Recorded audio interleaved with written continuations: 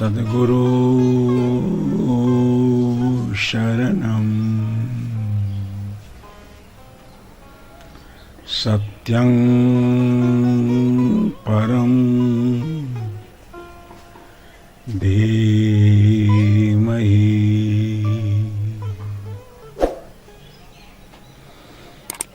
जिज्ञासु भाई बहनों, आज जो मैं आप लोगों के सामने निवेदन करने जा रहा हूं, उसका शीर्षक है जैसा कहो करो पुनि तैसा। सदगुरु कबीर साहब का यह एक कसौटी वाक्य है,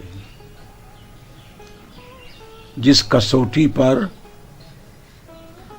हर वक्ता और श्रोता को कसना चाहिए अपने जीवन को। जो वक्ता बोलते हैं, केवल बोलना ही उनका दायित्व नहीं है, भाषण देना ही केवल दायित्व नहीं है, बल्कि भाषण के अनुकूल आचरण की आवश्यकता है। वक्ता के भाषण और आचरण में जब एक रूपता होती है तो उनके प्रवचन में बहुत वजन होता है, उसके प्रवचन प्रभावकारी होते हैं।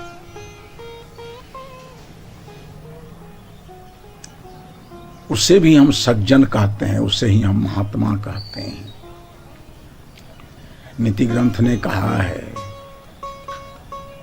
कि महात्मनः लक्षणम किम, महात्मा का लक्षण क्या है? तो मनस्येकम वचस्येकम कर्मण्येकम महात्मनाम। मन वचन कर्म की एकता जिस जीवन में हो उसको हम महात्मा कहते हैं, सज्जन कहते हैं, संत कहते हैं। उसके विपरीत चिंतन कहीं, वचन कहीं, आचरण कहीं, उसे हम दुरात्मा कहते हैं, दुर्जन कहते हैं। विचार करें, जैसे गाड़ी में दो चक्के होते हैं और दोनों चक्कों की ऊंचाई समान है, दोनों समान गति से गड़कते हैं, तो गाड़ी की यात्रा होती है। एक चक्का गड़के और दूसरा जाम हो जाए तो गाड़ी चलेगी नहीं। उसी तरह से मानव जीवन यान के दो चक्के हैं, एक है कथन, दूसरा है कर्तव्य। कथन का चक्का तेज हो और कर्तव्य का चक्का मंद पड़ जाए तो जनजीवन अस्त व्यस्त हो जाएगा, जीवन यान धराशायी हो जाएगी, जीवन यान धराशायी हो जाएगा। सद्गुरु कबीरदेव कहते हैं कि अपने आप को तौलो, जैसा हम कहते हैं वैसा आचरण हमारा है कि नहीं। आज जगह जगह भाषण देने के प्रशिक्षण दिए जाते हैं। पूरा काल में हमारे यहां भाषण देने का प्रशिक्षण नहीं, बल्कि आचरण करने के प्रशिक्षण थे। इसलिए कि आचारवान पुरुषो वेद, आचारहीनं न पुनन्ति वेदाः।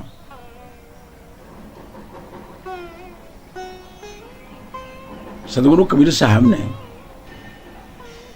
यह कसौटी वाक्य कहा कि जैसा कहो करो पुनि तैसा। अन्यथा कहता सो करता नहीं, मुख के बड़े लबार। जो आदमी कहता है तदनुकूल आचरण नहीं करता है, उसको कबीर साहब ने लबार कहा है। दूसरे के लिए जैसा कहते हो स्वयं उसके अनुसार करने का प्रयास करो। लच्छेदार भाषण है, आकर्षक है, सुललित है, तो समाज में सम्मान मिलेगा। और सम्मान उधार खाते का समान है। असली चीज है अपने जीवन में अमन, चैन, शांति। दूसरे के लिए भाषण देने से हमको सम्मान मिलता है, तदनुकूल आचरण करने से हमारे जीवन में शांति आती है।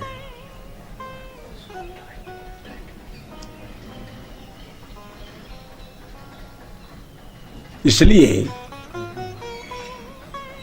संत तुलसीदास जी ने कहा था कि परोपकार बचन बहुत तेरे, जे आचरहि ते नर न घनेरे। दूसरे के लिए उपदेश करना आसान है, सरल है। कहीं से हम किताब को पढ़ लेते हैं, किसी सत्संग पंडाल में बैठकर किसी श्रोता की बातों को सुन लेते हैं, उसी के अनुसार हम प्रवचन करते हैं, बहुत आसान है। स्वयं उसके अनुकूल आचरण करना ये बड़ा टेढ़ा है।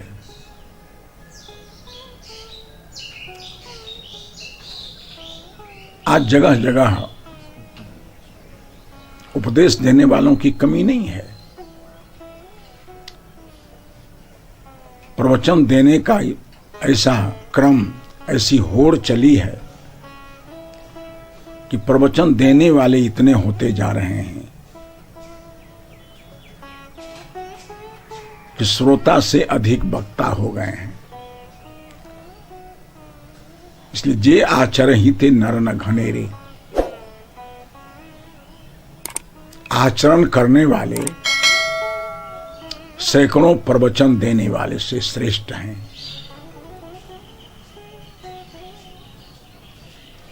क्योंकि आचरण से समाज की व्यवस्था बनेगी। इसलिए कबीर साहब का ये वाक्य सबके लिए, हमारे लिए, आपके लिए, हमारे लिए मतलब वक्ताओं के लिए, श्रोताओं के लिए। वक्ता का दायित्व केवल बोलना नहीं है, करना भी है। श्रोताओं का दायित्व केवल सुन लेने में नहीं है, श्रुत ज्ञान के अनुकूल आचरण करने में है।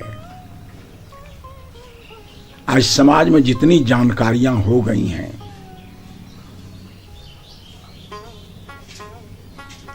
एक आदमी कहता है कि प्रवचन में क्या सुनने जाएं, उनसे अधिक तो हम स्वयं जानते हैं। अरे जानते तो हो, किंतु परिणति जीवन में है कि नहीं? संत तो वो हैं कि अपने ज्ञान के अनुकूल उनके अंदर आचरण में परिणति है। आज परिणति का अभाव है। सब लोग जान लेते हैं, सब लोग बोल लेते हैं कि सत्य बोलना धर्म है, तप है, अहिंसा परम धर्म है, परहित सरिस धर्म नहीं भाई, दूसरे की भलाई करो, इससे बड़ा कोई धर्म नहीं है। ये चारों तरफ परोपकार का बाजार गर्म है, असत्य भाषण का बाजार गर्म है।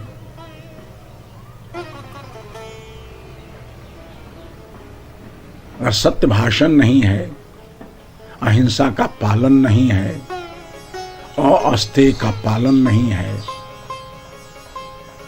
नशा दुर्व्यसन का त्याग नहीं है, तो केवल प्रवचन देने से तो कुछ बनता नहीं है। मैं एक जगह था, एक संत ने कहा, क्योंकि उनके सामने जब मैं बैठकर बात कर रहा था तो मेरे ही महाविद्यालय का एक छात्र वहां घूम रहा था। हम कहे, यहाँ क्या कर रहे हो जी? कहा भागवत लगा रहे हैं, मैं कथाकार बनना चाहते हो क्या? उनकी बहुत अच्छा है, तुम भागवत लगाओ, कथा कहना जान लो। जिस संत के जीवन में ज्ञान के अनुकूल परिणति है, उनका संग करके आचरण निष्ठ होने का प्रयास करना। जो महात्मा मेरे सामने बैठे थे, उन्होंने कहा क्या हजूर यही प्रचलन आजकल है, सब लोग बढ़िया बढ़िया बोलने, समाज में प्रशंसा पाने, सम्मान पाने के होड़ में लगे हुए हैं। उन्होंने एक घटना बताई। एक जगह भागवत कथा चल रही थी, वो भी भागवत कथा कहने वाले थे। दो भागवत कथा कहने वाले थे, इतना आकर्षक, उनके प्रवचन इतने आकर्षक, इतने सुललित, इतने लच्छेदार कि आदमी उनके प्रवचन को सुनने के लिए टूट पड़ते थे। मैंने भी सुना, मन में भाव आया कि जरा एकांत में मिलते उनसे। तो जहां उनका निवास स्थान था, उस प्रकोष्ठ में गया। भीतर जैसे प्रवेश किया तो शराब की गंध आई। वो तो संत थे बेचारे, जिस कथाकार के प्रकोष्ठ में गए थे वो पेशेवर थे। संत पेशेवर नहीं होते हैं, वो तो साधक होते हैं। उनके मन वचन कर्म में सामंजस्य होता है, एकता होती है। जैसे उस कथाकार के प्रकोष्ठ में प्रवेश किए, शराब की गंध आई, संत पीछे लौट गए। का ये कथाकार क्या कर रहे हैं? का मंच पर जाना है कथा करने के लिए, इसलिए शराब पी करके वो मूड बना रहे हैं। क्या होगा इस धर्म कथा का? क्या होगा ऐसे कथाकार के कथाओं से? उन्हीं के ज्ञान का 1% भी उनके चरित्र में रूपांतरित नहीं होता है। महत्व तो चरित्र का है, महत्व तो आचरण का है।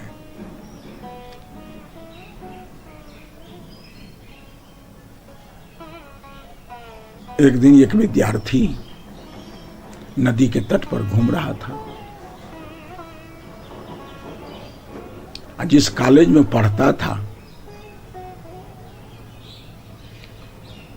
नदी में तैरना, बांध चलाना आदि की कला सिखाने का काम एक प्राध्यापक करते थे। कि नदी में ऐसे तैरा जाता है, बैठकर, लेटकर, खड़े खड़े। आधे दर्जन प्रकार उनको तैरने की कला याद थी। नाविक यात्रा कहीं से करते चले आ रहे थे।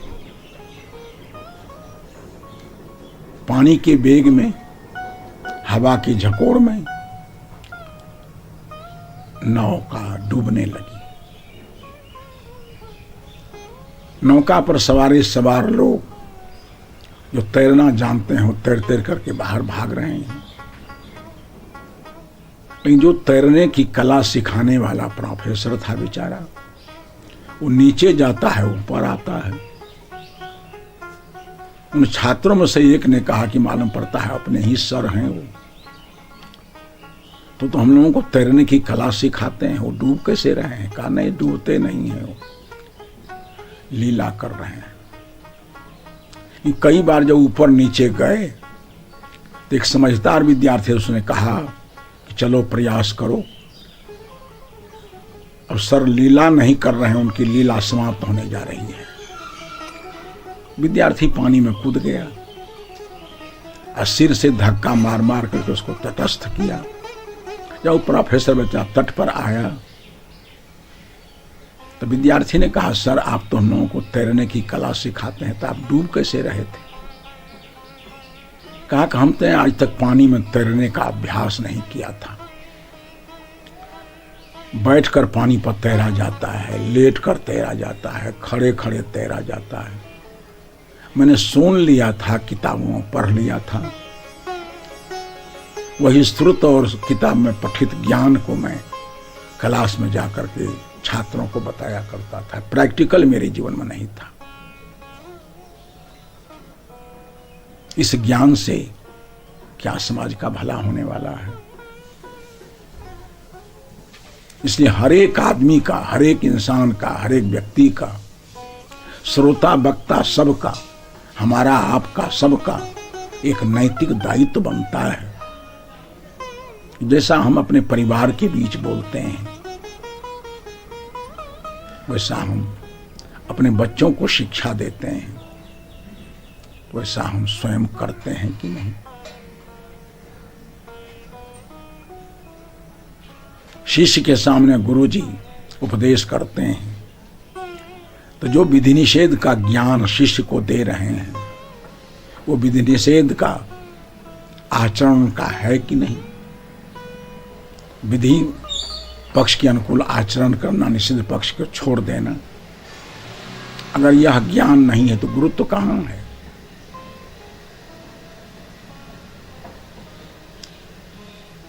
सही में इंसान तो वह है, सज्जन वह है, महात्मा वह है कि जैसा कहो करो पुनि तैसा, जैसा हम कहें वैसा करें।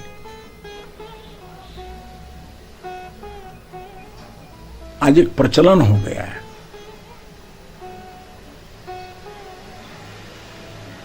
कोई कसौटी नहीं है, कोई मापदंड नहीं है। हम सुन करके, पढ़ करके वक्ता बन जाते हैं, लेकिन श्रुत और पठित ज्ञान के अनुकूल स्वयं का आचरण नहीं है नहीं है, इसकी समीक्षा नहीं करते हैं। एकांत में बैठकर आत्म समीक्षा भी तो करनी चाहिए कि हमारा ज्ञान हमारे आचरण में रूपांतरित हुआ है कि नहीं, हमारा कथन हमारे कर्तव्य में रूपांतरित हुआ है कि नहीं। ये तो बड़ा खाली खाली जीवन है।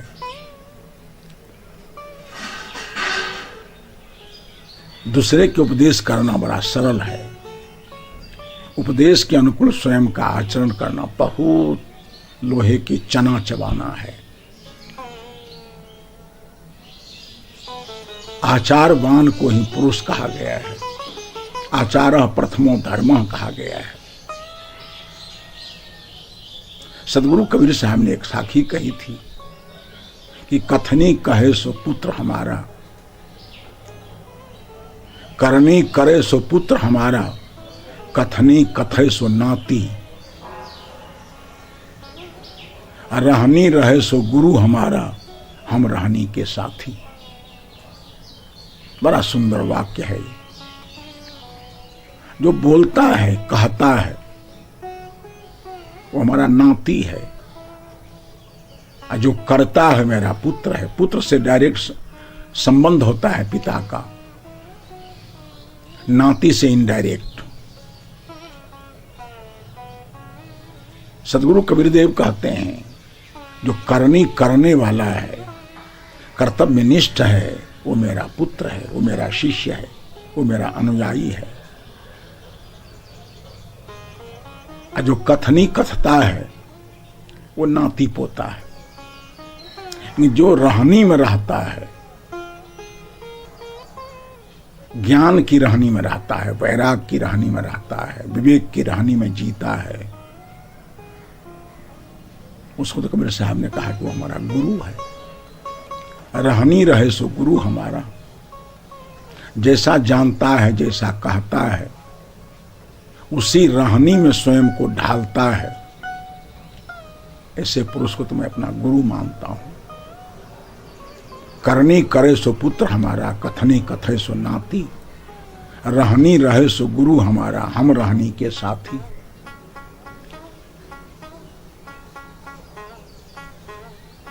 आज इस संसार में संसार की बात छोड़ो, अपने देश की बात लो, अपने परिवार की बात लो, अपनी बात लो। इसी कसौटी पर हम तो स्वयं को कसें।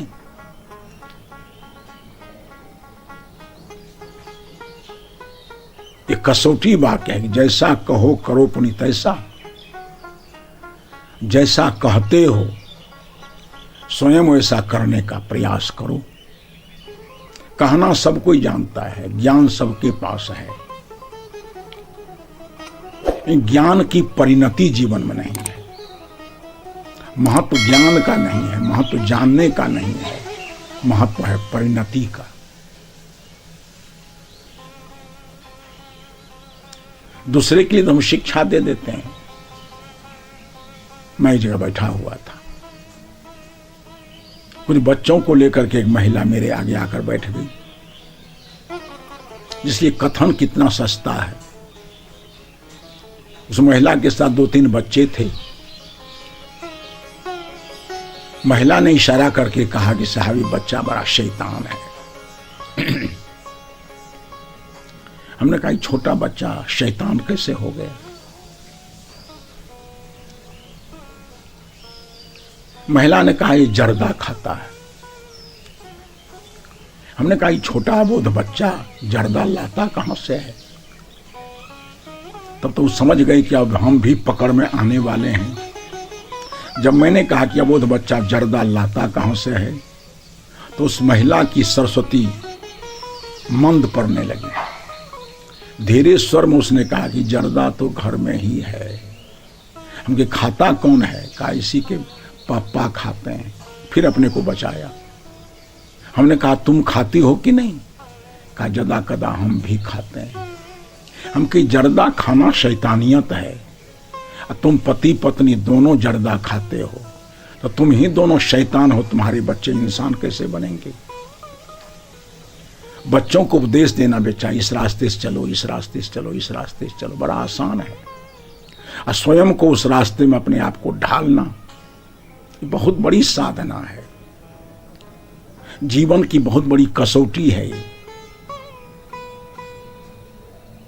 सदगुरु कबीर की एक पंक्ति है कि कहाँ ही कबीर पद बूझे सोई, मुख हृदय जाके एके होई। जब तक ज्ञान और कर्म में एकता नहीं, सामंजस्य नहीं, तब तक आदमी सत्य को उपलब्ध नहीं हो सकता है, शांति लाभ नहीं कर सकता है। केवल प्रवचन से नहीं, आचरण से। प्रवचन करने वालों से आचरण करने वाले श्रेष्ठ होते हैं।